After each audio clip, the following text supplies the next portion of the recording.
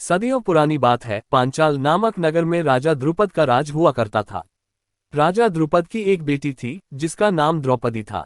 द्रौपदी बहुत ही सुंदर और सुशील कन्या थी। जब वह विवाह योग्य हो गई तो राजा द्रुपद ने उसके विवाह के लिए स्वयंवर रखने का निर्णय लिया। इस दौरान पांडव मुनि का भेष धारण करके पांचाल से कुछ कोस दूर एक गांव में रह रहे थे। जब उन तक द्रौपदी के स्वयंवर की सूचना पहुंची तो वेदव्यास के आदेश पर उन्होंने पांचाल जाकर स्वयंवर में भाग लेने का निर्णय लिया। पांचाल जाते समय उन्हें रास्ते में धौम्य नामक एक ब्राह्मण मिला, जिसके साथ वो ब्राह्मण का भेष धारण करके स्वयंवर में पहुंचे। स्वयंवर में दूर दूर से बड़े बड़े राजा महाराजा और राजकुमार पधारे हुए थे। वहां पहुंचकर पांडवों ने ब्राह्मणों के बीच अपना स्थान ग्रहण कर लिया। उस सभा में श्रीकृष्ण भी अपने बड़े भाई बलराम और गणमान्य यदुवंशियों के साथ बैठे हुए थे। सभा की एक ओर सभी कौरव भी विराजमान थे। कुछ देर बाद सभा में राजा द्रुपद पधारे और उन्होंने स्वयंवर के लिए पधारे सभी मेहमानों का स्वागत किया। अब सबकी आंखें राजकुमारी द्रौपदी का इंतजार कर रही थीं।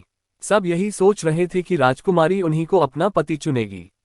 कुछ समय बाद सभी का इंतजार खत्म हुआ और राजकुमारी द्रौपदी एक सुंदर सी परी की तरह सभा में पधारी। उन्हें देखकर सभी मंत्रमुग्ध हो गए। राजकुमारी ने सभा के बीच से गुजरते हुए अपने पिता के सिंहासन के समीप अपना स्थान ग्रहण कर लिया। इसके बाद सभी सभागणों को संबोधित करते हुए राजा द्रुपद ने कहा, मैं राजा द्रुपद इस स्वयंवर में आप सभी मेहमानों का स्वागत करता है। मैं इस बात से पूरी तरह परिचित हूं कि आप सभी यहाँ मेरी पुत्री द्रौपदी से विवाह करने आए हैं, लेकिन इस स्वयंवर की एक शर्त है।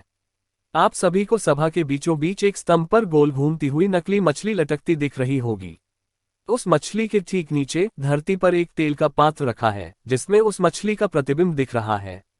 स्वयंवर की शर्त यह है कि जो भी धनुर्धारी प्रतिबिंब में देखकर मछली की आंख पर निशाना लगा देगा, वह इस स्वयंवर का विजेता होगा और उसी से द्रौपदी का विवाह होगा।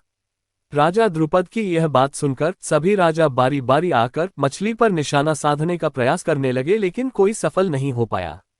असफल व्यक्तियों में शिशुपाल, दुशासन, दुर्योधन और अन्य कौरवों का भी नाम शामिल था। अंत में पांडवों की बारी आई।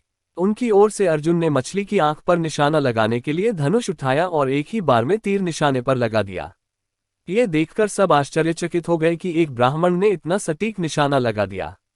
इसके बाद अपने पिता की आज्ञा से द्रौपदी आगे बढ़ी और अर्जुन के गले में वरमाल डाल दी और दोनों का विवाह संपन्न हुआ।